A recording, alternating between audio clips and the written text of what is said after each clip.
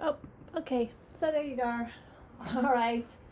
Hello, happy Wednesday. We're going to do some rolling today. And we're going to hit the hamstring, hip flexor, low back.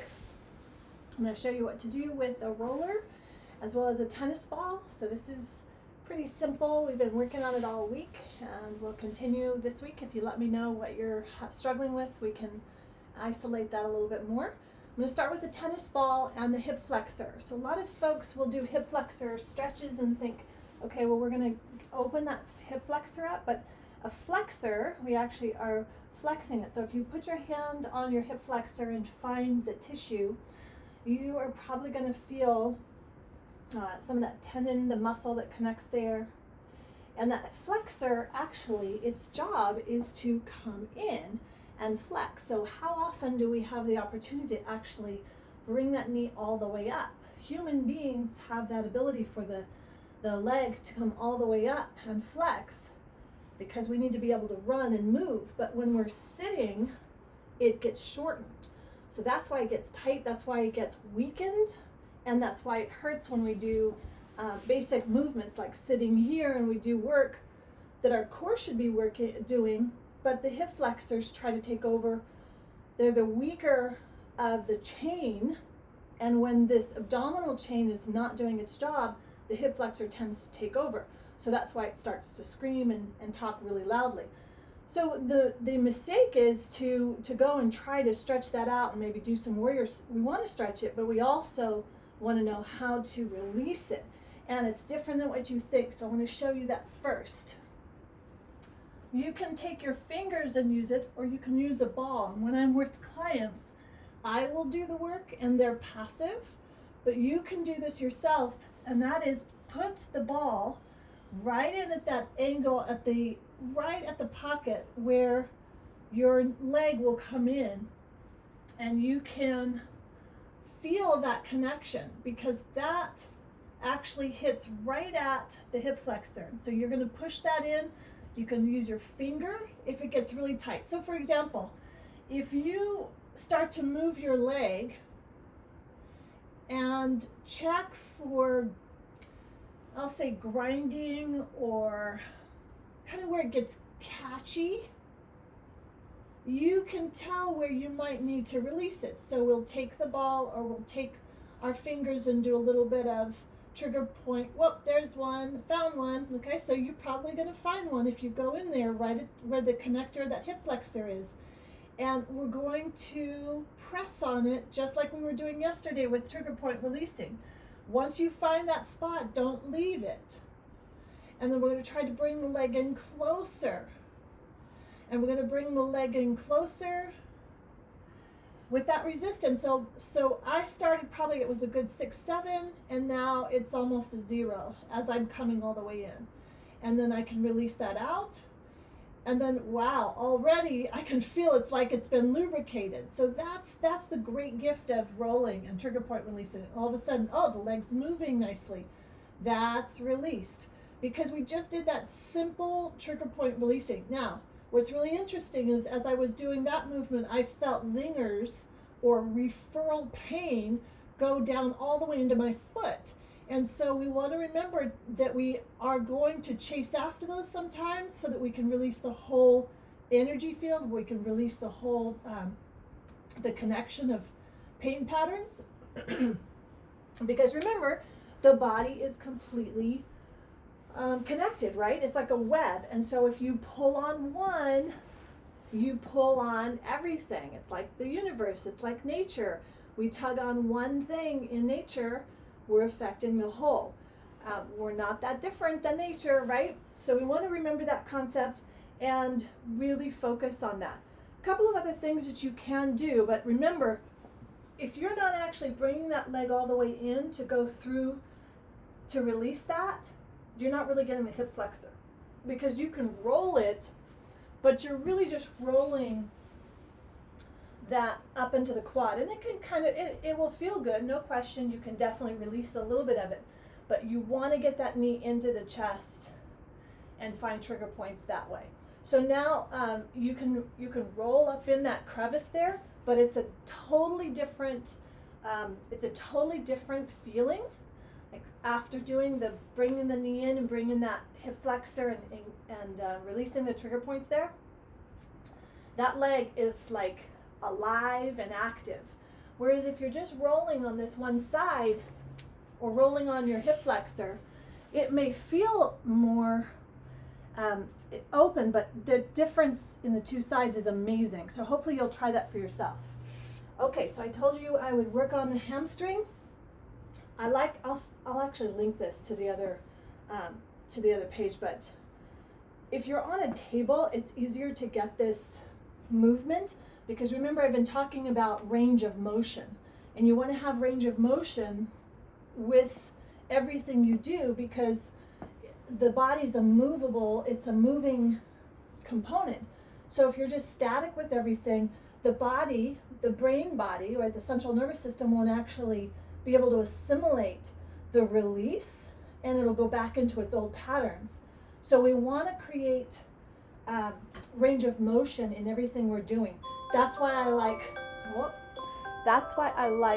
to do this on a table.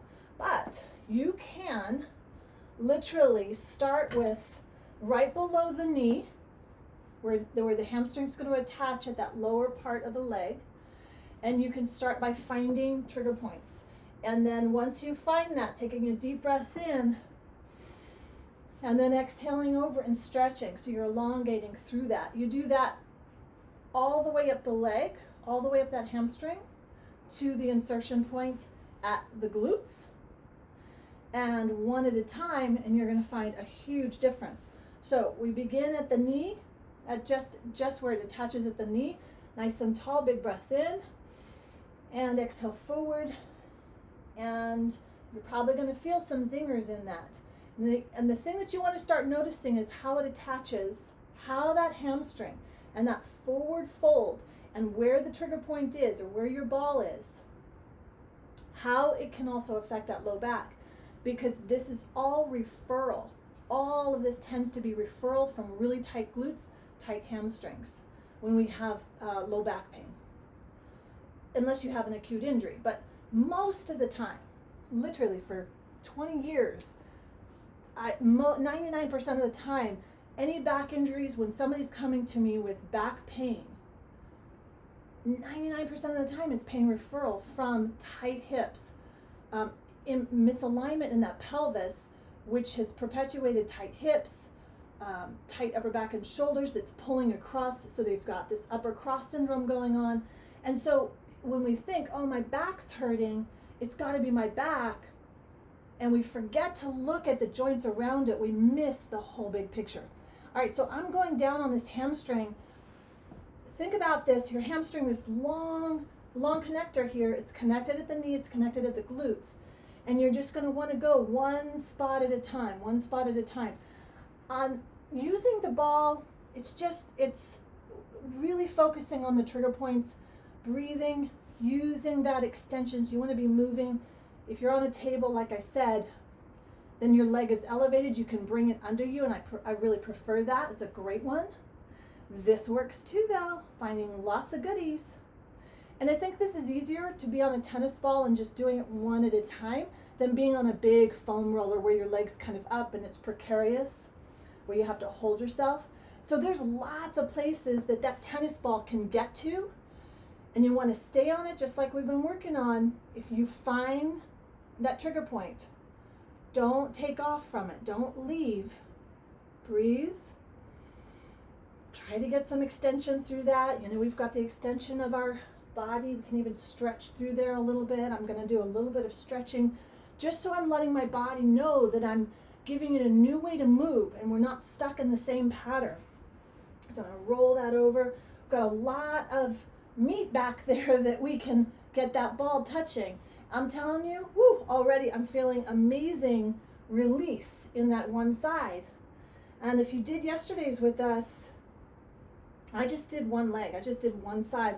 And as I stood up and got back to work, the difference in the two legs is amazing. It's just astonishing. So even me, I have to remember, this is something we should take time to do every day. And it's going to make such a difference in how our bodies function. And if our bodies are feeling better, believe me, your brain and your happiness and your joy level is going to go way up too. Motivation's going to go way up because you just feel better. That's a good thing. So that's that hamstring chain, and we're just chasing. We're just chasing that hamstring right up, and we're finding little spots. And at first, when you first start doing this, it may not be fun. It may not be the most joyful experience. But my clients always tell me this. It's become their best friend. And it's true because it's such an easy tool. You can keep this in your car, keep it in your purse. One little tennis ball, definitely travel with it. Make sure you have one in an airplane because you can do so much. So we're going to make sure we get the other side done. All I'm doing is taking the ball and I'm starting at the insertion point at the hamstring. And that ball is only so big. So as my leg goes bigger, you're going to have to go back and forth and get zigzags on there. But remember, we want to do some good breathing in there, and that really makes the difference. If you're just rolling back and forth on it, it's a little bit different, and you get a different outcome than if you're actually doing a little bit of range of motion with that. And that kind of practice of doing movements for the body is so beneficial for the brain. I mean, it comes from a neurological course that I took years ago on how the body and the brain are so integrally connected that you want to reset these patterns that the body has. A body in motion tends to stay in motion. A body at rest tends to stay at rest, right? That concept is really super important to understand. So we want to start to encourage the body in small, doable ways to get back to moving. A body is meant to move. It's not meant to be sedentary. You can tell your happiness level has probably gone down to the degree that you're sedentary or just stopped or stuck, right? So we want to remember that concept as well. Set your timer. My timer just went off for 30 minutes. Every 20 to 30 minutes, ideally 20, but I have mine set for 30. You're drinking, you get some sip of water, that's going to hydrate those joints, and then you move. If you're standing at a standing desk like I am, it's even more important to move. We think standing desks are the save-all for sitting, but standing desks can be almost worse. My feet were so you just have to, same thing. We can't think, oh, I'm standing. That's almost worse because I'm standing like this, which is terrible, and I know better. All right, so both legs, I'm going to continue on this, and we did the hip flexor already. We want to make sure that you do that hip flexor. Both sides get in there. In fact, I think I'll turn and show you the other side. So you can see that as well. Remember, the hip flexor is flexing. It's not necessarily extending out. So this is fine, but it's not great. It's not going to get what we want. We want that pull all the way in, and think lengthening through the low at that pelvis. So it's almost like you're wanting to bring that pelvis down, and then you're bringing that hip flexor in. And this is where I love doing the assessments first. You know, I should have tested first. I can feel, okay, grindy right there, tight right there. Watch what happens. We go in, and tennis ball's not so great because it doesn't stay put. So it's almost easier just to put your finger there, or thumb, and then we can hold that. Let me see. Put that on the inside while I'm at it, because there's the psoas. We kind of worked on that a little bit on Monday. All right, so there's that. Now I'm going to do any kind of range of motion there. Whoop, down the zinger. Okay, when you find your trigger point, stay on it. And you breathe, and you're going to bring your trigger point, releasing it down. So there was 7, it's going down 6, 5. This is stuff you just want to practice for yourself. Take the time. We're coaching the body. We're having the conversation with the body. That's all we're doing. We're not beating it up. We're not punishing it. We're not trying to do anything but have a loving conversation with it. And then I'm giving you some tools to support it. And these trigger point tools are fantastic. Our fingers, our thumbs, our elbows can be really beneficial if we don't have access to a ball. So I can feel some really nice tightness on here. Hasn't quite released yet. It's about a 4. There it goes, starting to release there. And you'll notice when it releases, all of a sudden you'll be like, oh, I've got another couple of inches there, and I'm not forcing it. So you never want to be forcing stuff. Like in yoga, I don't teach my people to go for the stretch or reach out to it. In fact, we do rolling and trigger point releasing before we do any stretching, because the body wants to move. We don't need to force it into a pretzel stretch or anything like that already. Wow, what a difference. Okay, I really hope you're trying this, because look, this has barely been 10-15 minutes, and you can transform pain. You can transform so much with simple tools like this, where your hips are going to feel better. It should, just by doing that hip flexor release, should actually release some of the back pain. And then you can always just go to that spot on the glutes and start finding anything on the glutes. You can put that ankle on the knee. Yep, found a couple right there already. So same thing, just be with it. Breathe. And we can go through some range of motion. I always love that range of motion, okay? We don't want to just sit on it. And it should come down really, really quickly. So don't be afraid that it's going to be painful forever. It's just a moment. It's like, oh, tissue massage there. Wow, take a breath. It should be coming down as long as you're doing this correctly and trust yourself. Remember, this is a demo.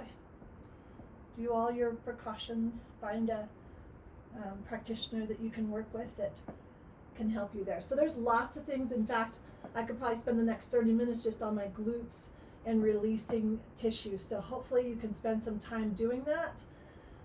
Again, with that low back, we really want to go after the glutes, the hamstring, hip flexor psoas, that's connected. It's kind of connected. And just notice what's going to happen with that. It should release a lot of that low back pain, if that's what's struggling. Wow. That felt so good. I hope you tried it. I really, really hope you tried it.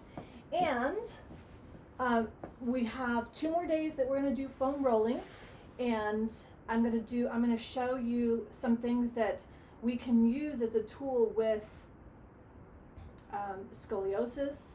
So I have scoliosis, and I'll use the foam roller to help restore that spine, and simple things that we can do that just start releasing that. And then at 4, I'll show some more exercises, like an actual routine that we can do. Okay, I hope that helps, and I'll stop yapping. Have a great day. Not sure who's watching, but hi, and I really hope you're doing well. Have a great Wednesday.